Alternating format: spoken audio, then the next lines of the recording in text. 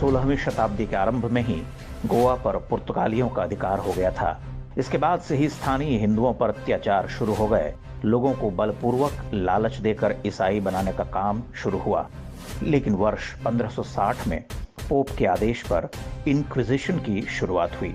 Inquisition एक तरह की मजहबी अदालत होती है जो उन लोगों को सजा सुनाती है जो चर्च के नियमों का पालन नहीं करते। इसे गोवा इंक्विजिशन के नाम से जानते हैं। वर्ष 1812 यानी 250 साल तक गोवा में रोमन कैथोलिक चर्च ने हिंदुओं पर अत्याचार का जो चक्र चलाया, वैसा उदाहरण विश्व के इतिहास में कहीं और नहीं मिलता। हजारों लोगों का धर्मांतरण कराकर उन्हें ईसाई बना दिया गया। जो लोग चर्च का आदेश नहीं मानते उनके लिए मौत की सजा तय थी। पुरुषों को टॉर्चर चेंबर में डालकर या जिंदा जलाकर मार दिया जाता था और महिलाओं के लिए इस ब्रेस्ट रीपर का प्रयोग किया जाता था। गोवा इंक्विजिशन के पहले 100 साल में ही 16,000 से अधिक लोग मार दिए गए। बाद के सारे रिकॉर्ड्स वहां के चर्च ने जला दिए। कैथोलिक मिशनरी फ्रांसिस जेवियर की सिफारिश पर गोवा में इंक्विजिशन की घोषणा हुई थी। ऐसे ही शानदार कामों के लिए फ्रांसिस जेवियर को मरने के बाद संत की उपाधि दी गई। आज भारत में सेंट जेवियर्स के नाम से कई कॉलेज और दूसरी शैक्षणिक संस्थाएं चलती हैं। गोवा के एक चर्च में आज भी फ्रांसिस जेवियर का शव संरक्षित करके रखा हुआ है। गोवा घूमने जाने वाले हिंदू भी उस चर्च में जाते हैं और बिना सत्य जाने सिर झुकाते हैं।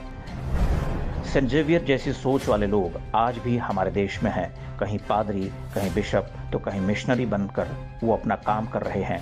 आज वही कट्टरपंथी ईसाई हम भारतीयों को मानवता, समानता और मानवाधिकार का पाठ पढ़ाते हैं। लोग गोवा इंक्विजिशन की कहानी भूल चुके हैं। स्वतंत्रता के बाद कांग्रेस की सरकारों ने स्कूली किताबों से इस अत्याचार की कहानियां लगभग पूरी तरह मिटा दी। न तो पोप न पुर्तगाल के शासकों ने कभी अपने इस पाप के लिए भारतीयों से क्षमा मांगने की आवश्यकता समझी। पूरे 250 वर्षों तक किसी धार्मिक समुदाय पर अमानवीय अत्याचारों का ऐसा कोई उदाहरण विश्व इतिहास में नहीं मिलता। यह कोई दैवीय चमत्कार ही है कि गोवा में आज भी हिंदू धर्म बचा हुआ है। यह गोवा के हिंदुओं का साहस है जो उन्होंने इतने अत्याचार सहकर भी अपने धर्म और संस्कृति को सुरक्षित रखा। इसी का परिणाम है कि आज गोवा के कई कैथोलिक ईसाई परिवार भी जानते हैं कि उनके पूर्वज हिंदू थे। वो आज भी हिंदू संस्कृति से अलग नहीं हुए हैं। गोवा इंक्विजिशन का इतिहास नई पीढ़ी को बताना आवश्यक है ताकि फिर कोई पोप या उसका एजेंट ऐसा अपराध न करने पाए। इतिहास को जानेंगे तभी भविष्य सुरक्षित होगा।